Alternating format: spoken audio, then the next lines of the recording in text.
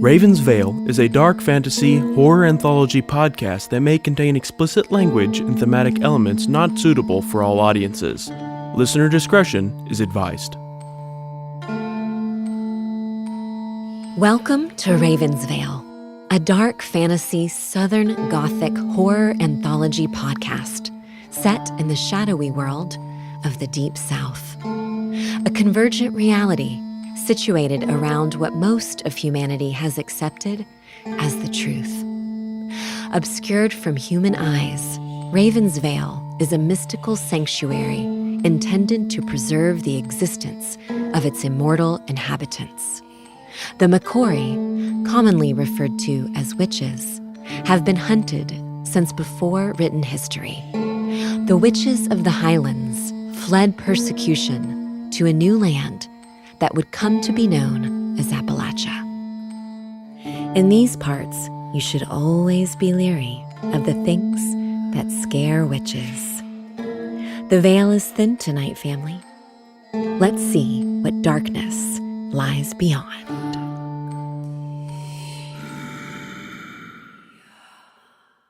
Well, hey there, family. It's been a little minute.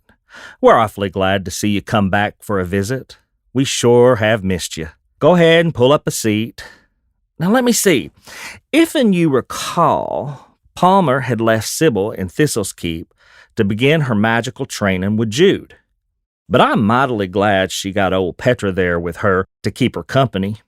Honestly, Jude can get a little intense when he starts talking about the Sun Ascension. So settle down now, family, and listen up. It's going to be a thrilling journey ahead, and I can't wait to see what unfolds. Now, let's get the scene set a little bit. Palmer had come back from Thistles Keep earlier in the day, and the sun was beginning to cast long shadows over his study. He sat in meditation, drawing on the powers of the last rays of the setting sun as he waited for Ruby B to return from her meeting with the Valori. Now, the Valori are a revered and influential coven, known for their unwavering dedication to safeguarding the Mekori, especially the High Priest.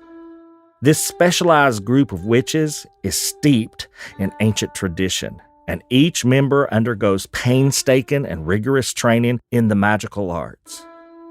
As the leader of the Valori, Aunt Ruby B had begun preparing her forces for anything that might come their way. Having left Sybil at Thistles Keep earlier that morning under the tutelage of Jude Grigger, she would learn to harness the golden threads of the sun as she mastered the Sun Ascension. Palmer's heart was a mixture of pride and apprehension. With the conversation he had had with Sybil the previous night still echoing in his mind, Palmer sat with his eyes closed before the ancient hearth in his study, the flames casting dancing shadows upon the wall. He sensed a subtle disturbance in the ether, a telltale sign that Ruby B had glinted just beyond the study's threshold. Her presence, a mere whisper against the ancient wood, was enough for him to act. With a languid swirl of his finger, he summoned the door to unlatch and swing open, revealing Ruby B, her hand raised midair, frozen in the moment before she intended to rap against the door. The silent question hung in the air unanswered, yet acknowledged by the quiet creak of the opening door. Come on in, Ruby B. Palmer beckoned with the playful arc of his eyebrow. I've never quite understood why you don't just glint into the room. He mused, the corners of his mouth twitching with a hint of mirth. I hate when people glint into a room when I'm not expecting them. The thought of someone doing that into my sanctuary sends shivers down my spine. It startles the hoot right out of me. And besides, it's a matter of courtesy to approach our high priest with the reverence he deserves, despite his occasional resemblance to the less flattering end of a mule, she quipped with a twinkle in her eye. Moreover, it's about setting a sterling example. I think it's important for them to see you as the powerful witch you are in times like these, she said seriously, her gaze drifting to the flickering candlelight that danced like captive stars. I'm well aware of your concerns, Ruby B. Palmer acknowledged, his voice taking on a weightier cadence. Come on in and make yourself comfortable. We got a lot to talk about. How'd the meeting go? Ruby B passed across the cozy study and settled into the chair across from Palmer, her posture a blend of weariness and resolve. She paused, gathering the scattering whirlwinds of her thoughts into something you might call coherent. Honestly, it went better than I dared hope. She began, her voice steady. The Valori are on high alert. We've poured our energies into unraveling where the wolf came from and fortifying our individual protections against such attacks. But despite our best efforts, the answers confound us. The tension is thicker than butter Eugene made a few years back. Her eyes met Palmer's, a silent plea for understanding, or perhaps a spark of insight reflected within their depths. Palmer leaned forward, his features etched with concern, despite Ruby B's attempt to make him laugh. I understand, he murmured, the undercurrent of disappointment in his tone barely perceptible. Lay out all the pieces for me. What threads have we managed to weave together thus far? His eyes, usually a beacon of strength, now searched Ruby B's face for a glimmer of hope amidst the uncertainty. Ruby B's voice broke the silence. Palmer, she began slowly, her words carrying the softness of a secret yet saturated with clarity and resolve that belied her calmness. Her gaze was steady. She was the calm in the storm. Her determination, an unspoken vow to unravel the mysteries that lay before them. the wolf that shattered our wards was no mere creature of flesh and blood. It may have been born that way, but it bore an essence of magic that was so primal that it could only come from an ancient.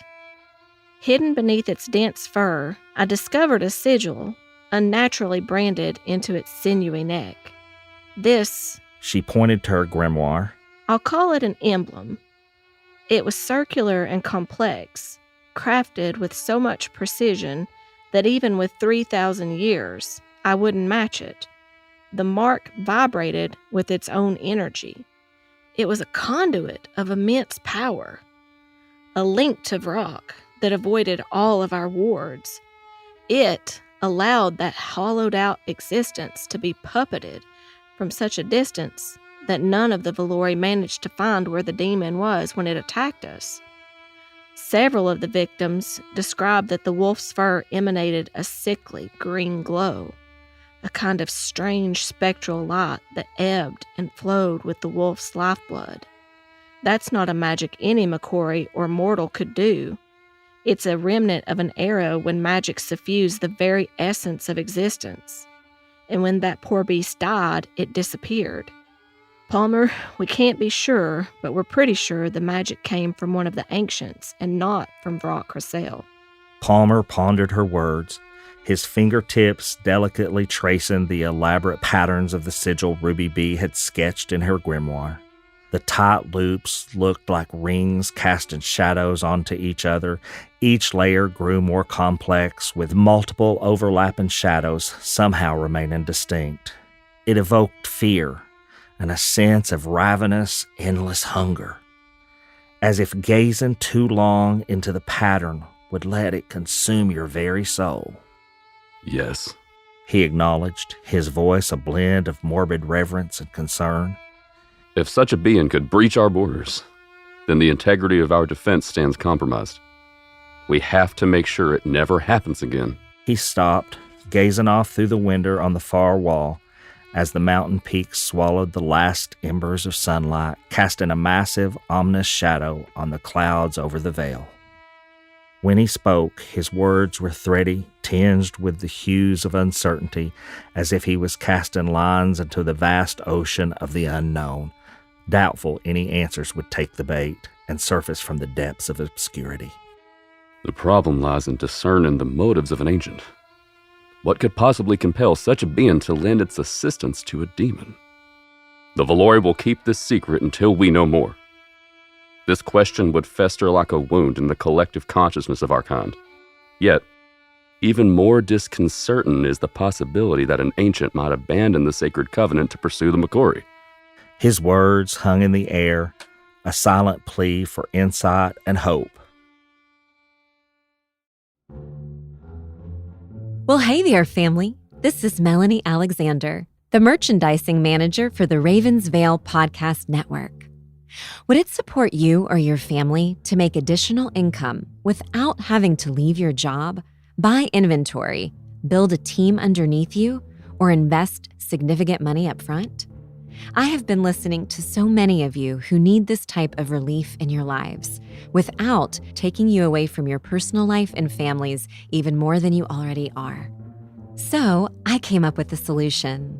I'm launching a new company, Creating Goodness, and are recruiting those who share a heart for supporting locally made and ethically sourced products. You'll be so excited to learn who our local vendors are. With a simple app on your phone and marketing materials provided for you, you will be set up for success to share this curated virtual gift shop with your friends, family, clients, church members, and anyone in your sphere of influence. They get to enter and exit through the gift shop that lives on your phone. You don't have to carry any inventory. You don't have to deal with shipping. We are not an MLM, so no building a team underneath you. All you do is share our carefully selected products with the people you care about, and you will get paid. You will also be supporting local small business owners who share the same values that we do about creating goodness in our world. We were noticing that big companies only use big influencers to sell their products. So we developed the technology for anyone, influencer or not, to be able to spread the word about quality products they love and get paid too. So if you're curious about making a little extra money, contact us at creatinggoodness.com. Thanks for listening, and always never underestimate the power of kindness. Bye. Sybil Ashford was a young witch, as witches go. She had been alive for 27 winters, her curly auburn locks cascading like a fiery waterfall. She felt fortunate that she was beginning her magical training under the guiding hand of her godfather, the revered Jude Grigger. Jude was her daddy's best friend and the prefect and master of the Sun Ascension, whose knowledge and experience could not be contained in the pages of the many volumes he had written on the topic. Petra, Sybil, I want to begin your first lesson together with the same first lesson I gave all of my pupils. I know this will be a bit of a repeat for you, Petra, but bear with me, son, till we get our lass up to snuff. I doubt she'll be stuck on these fundamentals for long. No pressure, Sybil. I just have faith in your Spitfire spirit. Jude smiled brilliantly. Now step back. Jude took a relaxed fighting posture, looking to his right, and began to breathe deeply before speaking in time with some internal rhythm. The beauty of the Sun Ascension is that it can be most easily expressed as raw. He closed his eyes. And direct. Sybil missed his next words as he snapped his eyes open and lunged forward, sweeping his hands in an arcane gesture before him. Rolling liquid fire roared to life and scorched the hard-packed dirt of the training yard. Yanking one hand back to his chest, the other twisted upward, and then Jude slid his front foot back to neutral and mouthed another phrase, but she couldn't hear that either. As he lowered his hand and a peal of thunder rent the air as thick cords of lightning struck the distant fence of the yard. Blinking her eyes, Sybil found Jude holding his hands to either side of her head where high-pitched ringing began to fade. Petra stood holding his hands to his own ears, wincing as he watched Jude. Sorry about the thunder, but it's a good reminder that all raw expressions of sun magic have the same natural consequences as the natural phenomena they create. You'll nae want to go blasting your foes with allies standing so close, aye? Jude smiled again. This time it was wry but serious. There is danger here, Sybil, but you'll be getting the best education that anyone here had. So do as I say and we'll all be safe, aye? Sybil's lessons began at the crack of dawn when the first blush of sunlight appeared, when the blossoming sunbeams threaded through the ancient forest's lush canopy. Under Jude's guidance, she practiced the sunlight salutation, an elegant sequence of postures channeling the emerging energy of the sun. Each sweeping gesture allowed Sybil to absorb the sun's energy cascading through her being like liquid fire. During their lessons, Jude delved into the profound nature of sun magic. On most days, Sybil and Petra listened attentively while Jude lectured and demonstrated sun magic. He would often get caught up in his passion for the craft and would drone on for hours. Sybil struggled sometimes to stay upright, having read her assignments until the wee hours of the morning and still having to get up at the first light to do chores and begin her lessons. For the first time since she had learned the truth about who she was, she thought about her little classroom in Hemlock Holler, and she wondered if her students had felt the same way about her rattling on about mathematics. On a particularly long day, while excitedly expounding on the virtues of the power of the Sun Ascension, Jude said, Our connection to the sun is a wonder. The adepts of the Sun Ascension are the bearers of the sun's essence, weaving its potent energies to manifest incantations of illumination, healing, creation, and destruction. To behold such power is to gaze upon the world's very essence. Each dawn births a fresh creation adorned by the sun's ceaseless inferno, giving us infinite possibilities. The potency of the sun magic is exalted during the summer solstice, embodying the renewal and clarity and formidable energy. It is an art that echoes within our very being, a constant reminder that even amidst our deepest shadows, the light is sworn to bestow its magnificent radiance upon us. Our magic is not merely a practice, but a testament to the unwavering cycle of day and night, light and darkness, life and death. And indeed, it was a wonder. Unsure about what it was that set this lecture apart, perhaps it was just the number of times he had rambled on about it, or maybe it was the manner in which he said it, but Sybil found herself utterly captivated by the ancient magic and wisdom imparted to her. With each lesson, she grew more competent at harnessing the golden threads that danced through the air. Like a skilled seamstress, she wove the luminous strands, interweaving them into that very essence of the day star. Her delicate fingers moved with grace and precision, guiding the threads of sunlight to mend torn flesh and sealing wounds with the gentleness of the kiss of dawn's first light. She practiced the art of healing with the Sun Ascension by helping other Mekori and their cattle with the small injuries accumulated through daily life. Sybil mastered the art of conjuring spheres of pristine light that floated in the air with tranquil grace. These globes shined like bright stars in the night sky, their presence a curse to the darkness. With their serene glow, they pierced the veil of darkness, unearthing secrets shrouded in obscurity and illuminating the hidden truths that lurked within the silent gloom. With a snap of her finger, she could light the fire in the hearth on a cold night, and with a mere thought, she could rewarm a cup of tea. With arms outstretched, her wand pointing toward the intended target, she would channel her deepest will. In a breath barely louder than a gentle breeze, she uttered the incantation that Jude had taught her. Ignis Mekori. Anticipation hung heavy in the air. And nothing. Well, not nothing. The results were never the roaring inferno she had conjured in her mind's eye. Instead, something more like a flicker would wisp out of her wand. Something reminiscent to a lone sparkler, defiantly twinkling amidst the grandeur of the 4th of July fireworks. A little twinkling of light, so meager it left her pondering what she had done wrong. Months went by where she struggled with what Jude called the simplest of applications of sun magic. Uncle Jude, if this is so simple, what am I doing wrong?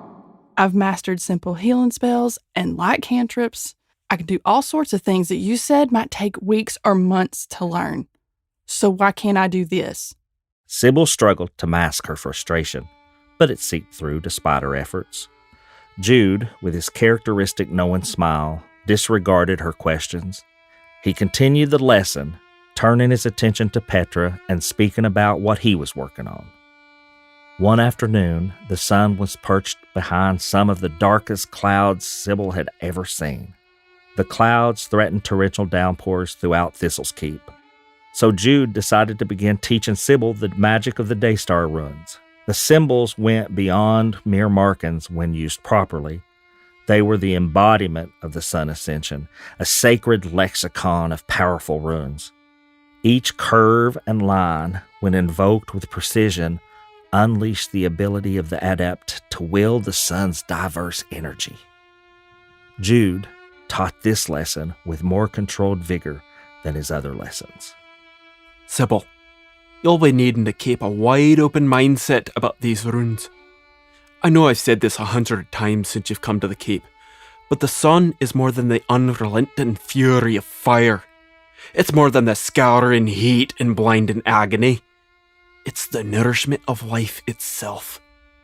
It graces the plants that become the fuel of every animal. It's the source of the shadow. It's the center of our solar system, that which binds our Earth to its orbit. The Daystar runes are how the Sun Ascension harnesses the more profound might of our gifts. Sybil, her fingers trembling with anticipation, traced the first ancient rune upon the now crinkled piece of parchment. It was the rune of Helos, a powerful glyph that hummed with the rhythm of birth and destruction. As the final stroke of Helos was laid, a golden aura began to emanate from the etching, pulsing with fiery energy as if alive and yearning to unleash its formidable power at her command. Jude watched, his eyes wide with a mixture of astonishment and reverence. The sight before him was extraordinary. An apprentice like Sybil commanded the magic script with such a natural affinity that it seemed eager, almost desperate to respond to her. Never in his years had he witnessed a fledgling witch invoke such potent magic on their first endeavor, nor one so attuned to the forces that awaited her beck and call. Under Jude's watchful eye, Sybil grew in strength and wisdom, her connection to the sun deepening with each passing day. Though the path of the Sun Witch was fraught with challenges, Sybil faced each one with the courage of a lioness and the heart of a phoenix, her spirit burning as brightly as the celestial star she was coming to revere. Sybil was exhausted. Since coming to Thistles Keep, she had been going nonstop for months. Her days began before the sun rose and ended well after the sun had said its daily farewell. Her days were filled with hours of Jude teaching her everything about sun magic. But today, Jude needed to go to Ravens Vail to meet with Palmer and the Valori and had given her the day off. Well, hey there, family. I'm Jared Bolden-Greer, the voice of Jude Grieger and Rock Corsell here at the Ravens Vail podcast. At Ravens Vail, we love telling you our story. That's why I'm excited to tell you about the Appalachian Horror Fest 2024. Appalachian Horror Fest 2024 is an evening of music and storytelling themed around the macabre. The event will take place on Saturday, October 12th, 2024 at Central Cinema in Knoxville, Tennessee from 5:30 until 9:30 p.m. Our hauntingly talented musicians will serenade you with eerie tunes that echo throughout the misty Appalachian foothills. Gather round as our master storytellers weave their blood-curdling tales. Legends of restless spirits, vengeful ghosts, and ancient curses will dance in your imagination. Tickets are on sale now at AppalachianHorrorFest.com/tickets. Oh, storytellers. If your words can raise goosebumps and summon sleeping spirits, step into the spotlight. Submit your spine-chilling tale at AppalachianHorrorFest.com/storytellers. Appalachian Horror Festival, where nightmares come to life. We hope to see you there.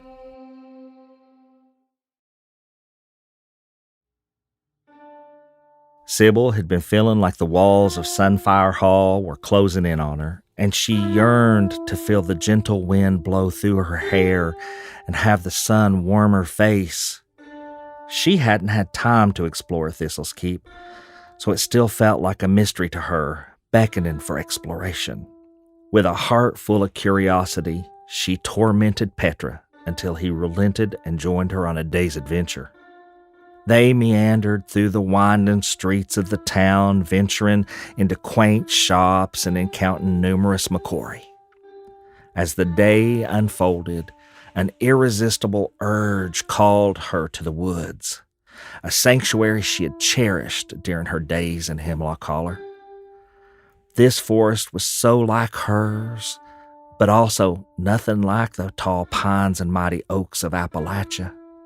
The forest of the highlands was more unpredictable, carrying whimsy and danger instead of the familiar, indifferent acceptance of her woods. The woods of Hemlock Holler conveyed a disinterest in the passing travelers, but the forests of Thistles Keep told stories of adventure and risk just out of sight. At least that's how Sybil felt as she convinced Petra to walk with her in the wilds. Together, they strolled at a leisurely pace, taking in the beauty of the lush forest that embraced Thistles Keep. The sun dappled through the leaves of the ancient trees, playing hide and seek, filtering through the foliage and casting a shifting kaleidoscope of light on the forest floor. They decided to stop and rest in a small, secluded grove of trees that were overgrown with honeysuckle vines. The vines were full of tiny white and yellow flowers, making the area look magical and smell enchanting. The air was warm and relaxing, and the only sounds were the small animals rustling in the leaves and a call of distant birds. Petra glanced nervously around the little grove before clumsily blurting out, "Sybil, there's something I need to tell you. It's important." Sybil, noticing his unease, looked up from the leaf she was fiddling with and said, Of course, Petra. You can tell me anything. What's on your mind? Taking a deep breath, his voice trembling slightly, he began. Well, you know how we've become really close over the past few months. You've been such a great friend, and I feel like I can trust you with anything. Smiling warmly, Sybil nodded her head and said, I absolutely feel the same way. And I promise that you can trust me with anything. You're like my little brother. I'm always going to be here for you no matter what. And I would never let anybody hurt you. Sybil's mind raced back to the vision she had experienced where they had been in the cave with Seraphax and Nadira. She knew she would have done anything to protect him. She could tell he was getting increasingly nervous, so she looked softly into his eyes and said, It doesn't matter what it is. I'm never going to leave you. That's the thing. I need you to know something about me. I've been hiding it from everyone but Papa, and I can't keep it from you anymore. But I don't want you to hate me. His eyes welled up with tears, and Sybil could tell this might be the hardest thing he'd ever done. She reached out and gently touched his arm, looking at him with deep compassion, and said, Petra, whatever it is, I could never hate you. I'm here for you. You don't have to be afraid. Petra took another deep breath, tears flowing down his tan cheeks, and met her eyes. Sybil, I'm not like the other guys. I'm queer. I like men. I've known for a while, but I was too scared to tell you. I didn't want to lose you as a friend. Sybil's eyes soft with understanding. Oh, Petra, thank you for trusting me with this. It doesn't change anything between us. You're still my best friend, and I love you just the same. I don't think it should matter who you're attracted to or who you love. I know the world isn't always kind, but I want you to be happy. If anybody gives you any problems about this, you just let me know. Sybil grabbed Petra in a big hug as relief washed over him. They both were crying. Really? You're not upset or anything? Sybil released the hug and held him gently by the shoulders, looking up at him, smiling. No, not at all. I'm proud of you for being true to yourself. I'm honored that you felt that you could share this with me. Besides, who else am I going to gossip to about cute guys with? They both giggled. Petra felt a weight lift off his shoulders. The fear and anxiety that had hung around him for the last few months slowly dissipating. He hated how much doubt he had had about this conversation now, but in his heart, he just couldn't hope for acceptance where he had only known rejection and fear. Thank you, Sybil. You have no idea how much this means to me. Sybil hugged him again tightly. Anytime, Petra. We're in this together no matter what. As twilight prepared to drape its velvet cloak over Thistles Keep, Sybil and her newfound companion Petra were winding down their day of exploring Thistles Keep. In the months since Sybil's arrival, Petra had quickly become her best friend. There was a similar feeling of restlessness between them. Sybil hadn't put her finger on it yet, but she knew that they were both looking for something more out of their lives. Their shared long nights of study led to many secrets and laughter. All the time, Petra had been holding something back from Sybil, but she had just thought it was all right because she felt like she was doing the same. All this business about being the way still wasn't sitting right with her, and she just weren't ready to talk about it yet. But she knew she would need to soon, but not today. As they made their way back to Sunfire Hall, they were just to the edge of the forest when dusk gave up to the faint light of stars, and a peculiar sight caught their attention. A tiny kitten mysteriously sat in their path. Its eyes, wide and curious, reflected like two moons against the dusky heavens, hinting at a realm beyond human understanding. They sparkled with a muddling of gray, from the tender hues of molten silver to the brooding slate of tempestuous clouds. Each time the kitten blinked, it was as if it knew the secrets of the universe, keeping them hidden beneath the veil of its unknowable stare. A nebulous blend of shadow and light, its fur seemed to capture the essence of a misty veiled morning where the world was quiet and the air thick. Its shaggy little paws were tipped with the faintest hint of silver, as though it walked through a pool of moonlight, and its purr was a soothing melody weaving through the stillness of the night, a serenade for Sybil and Petra at the shadowy edge of the forest. The instant Sybil's gaze met the kitten's bright eyes, it was as though the universe itself set about intertwining their souls with invisible threads. With a whisk of her dress, she glided toward the kitten, her presence as soft as a shadow in the dusky light. She knelt, trying to keep her movements as quiet as possible so as to not scare off the tiny little creature, and offered her hand. The kitten, with its misty eyes and moonlit paws, ventured forward, a brave little spirit in the great big world.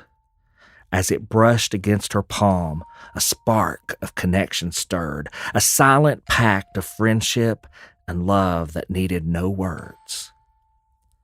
Sybil felt a warmth spread through her chest, a feeling as light and calming as the kitten's purr had been. It was a love that came swiftly, like a summer storm, filling her with the sense of wonder and delight. Sybil's mind was flooded with a symphony of thoughts, emotions, and visions from the kitten's consciousness.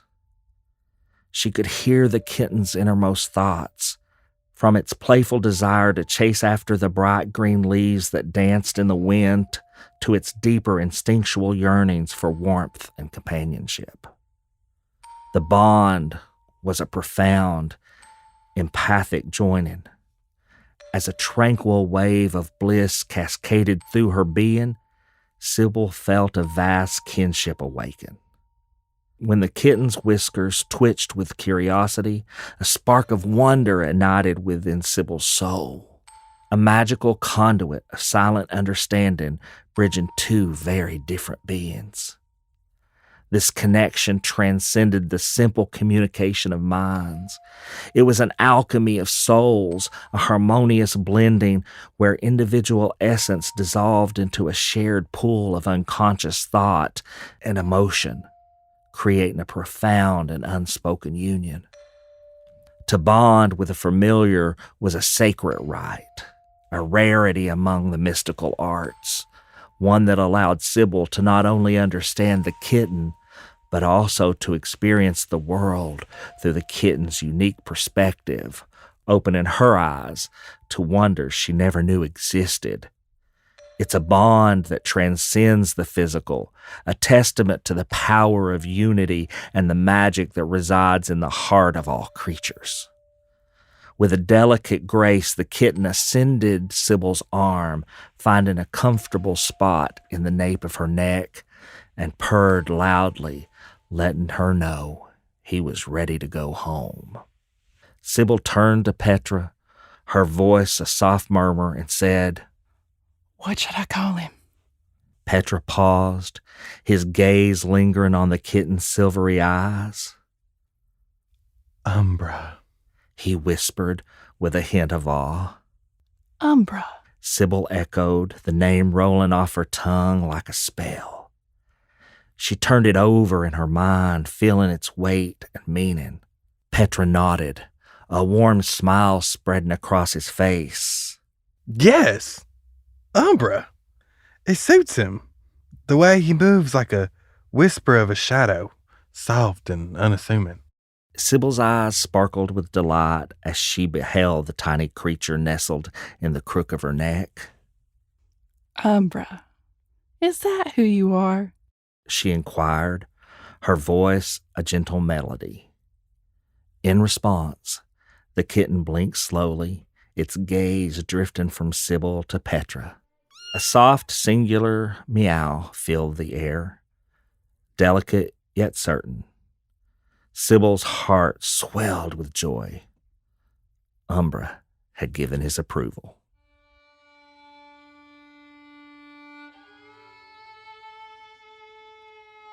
In the heart of a dense, overgrown patch of woods just northwest of Ravens Vail, a strange-looking monolith of obsidian stood in stark contrast to the wild thicket. The nexus stone, towering at an imposing 15 feet, was encircled by an earthen ring 20 feet in diameter and 3 foot high, its glassy, smooth surface shimmering like liquid darkness as if carved from the very essence of the void itself. Suddenly, a ripple disturbed the stony facade, and 3 familiar Mekori emerged from the stone. Ruby Bee cast a grim look at her companions as the light of the Appalachian sky faded into darkness.